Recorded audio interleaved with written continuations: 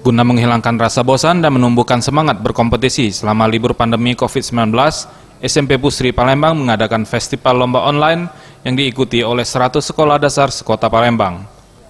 Adi Serli, Ketua Panitia Lomba, mengatakan, festival lomba online ini terdiri dari 5 kategori, mulai dari lomba puisi, tahfiz, dan kuis online. Setiap peserta wajib mengirimkan video melalui aplikasi, melalui penilaian Dewan Juri terpilih, pemenang di setiap kategori, dengan hadiah sertifikat dan uang pembinaan. Hilangkan rasa bosan pada anak, di mana mereka banyak belajar di rumah saja dan tidak ada kegiatan yang bisa diisi. Salah satunya kegiatan yang bisa diisi yaitu lomba tadi.